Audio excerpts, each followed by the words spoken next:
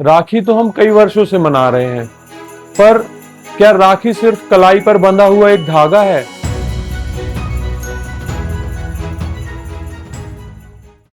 Happy Rakshabandhan दोस्तों।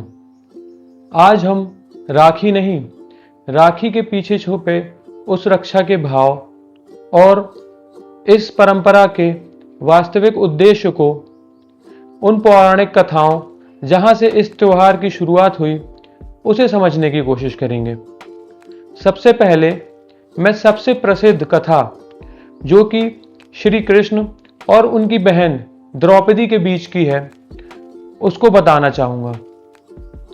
जब रुक्मणी, जो कि श्री कृष्ण की पत्नी थी, और द्रौपदी, जो कि श्री कृष्ण की बहन थी, इन दोनों की उपस्थिति में श्री कृष्ण के हाथ में चोट लग जाती है, तो रुक्मणी कुछ मरहम पट्टी का सामान लेने के लिए चली जाती हैं।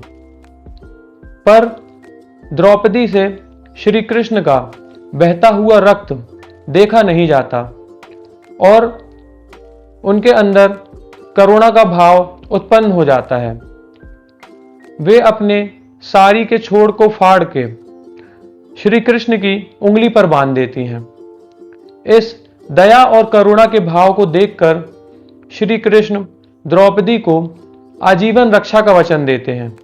लेकिन इस कहानी की असली सुंदरता यह नहीं कि कृष्ण द्रौपदी के भाई थे। इस कहानी की असली सुंदरता यह है कि द्रौपदी ने सामने वाले के दर्द को अपना दर्द समझकर प्रतिक्रिया दी। जरा सोचिए, अगर उस समय कृष्ण की जगह किसी और की उंगली कटी होती या कोई और दर्द में होता, तो क्या द्रौपदी की प्रक्रिया बदल जाती? शायद नहीं, क्योंकि करुणा रिश्ता देखकर पैदा नहीं हुई थी। करुणा पहले से ही द्रौपदी के भीतर थी। और कृष्ण ने भी द्रौपदी को आजीवन रक्षा का वचन भाई होने के नाते नहीं दिया था। उन्होंने आजीवन रक्षा का वचन द्रौपदी के करुणा और दया के भाव को देखते हुए दिया था। लेकिन रक्षाबंधन की यह परंपरा सिर्फ भाई बहन तक सीमित नहीं दिखाई देती। कई परंपराओं में यह त्योहार पति पत्नी के बीच भी मनाया जाता है। जब देवताओं और असुरों के बीच समुद्र मंथन चल रहा था, तब देवताओं की शक्ति कम पड़ने लगी और वे हारने की कगार पर थे। पर तभी इंद्र की धर्मपत्नी इंद्राणी ने आकर इंद्र के हाथ में रक्षा सूत्र बांधा और सत्य की और देवताओं की विजय हुई। इस कहानी को अगर हम एक सीख की तरह देखें, तो रक्षा सूत्र केवल इंद्र की रक्षा नहीं, रक्षा सूत्र असत्य से सत्य की रक्षा और इस संपूर्ण सृष्टि के कल्याण के भाव का प्रतीक बन जाता है। यह त्योहार भाई बहन या पति पत्नी तक ही सीमित नहीं है।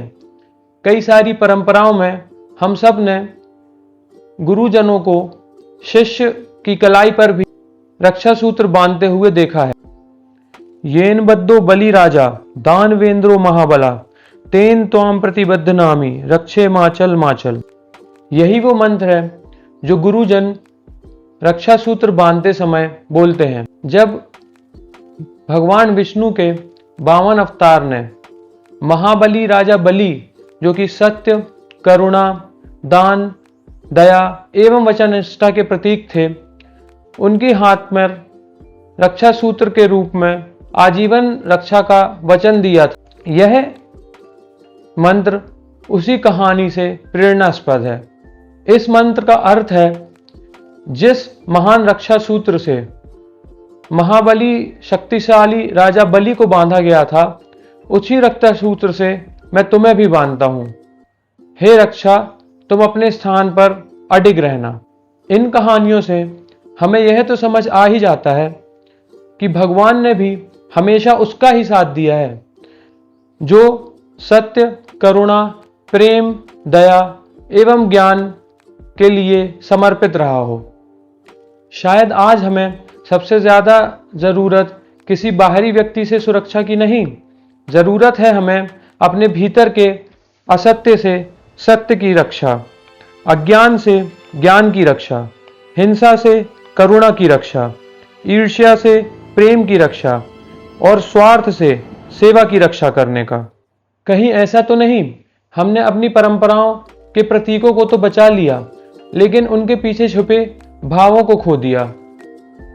फोटोज हैं, वीडियोज हैं, उपहार है, उत्सव है, लेकिन क्या वह संकल्प भी है जिसके लिए यह धागा हमारी कलाई पर बांधा जाता है? इसीलिए इस बार जब कोई भी बहन अपने भाई की कलाई पर राखी बांधे तो ये ना कहे कि भाई तुम मेरी रक्षा करना, वह कहे कि तुम हमेशा सत्य की रक्षा करना।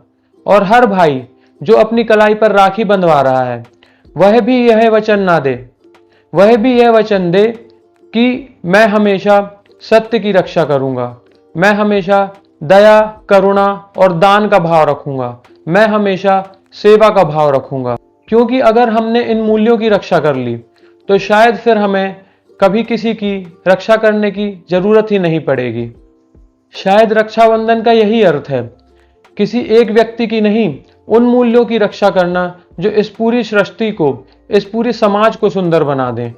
तो इस रक्षाबंधन सिर्फ राखी मत बांधिए, एक मूल्य भी बांधिए, एक संकल्प भी बांधिए। इसी भाव के साथ आप सभी को रक्षाबंधन की हार्दिक शुभकामनाएं। मैं मिलूंगा अगली वीडियो में एक और नए सवाल के साथ। धन्यवाद।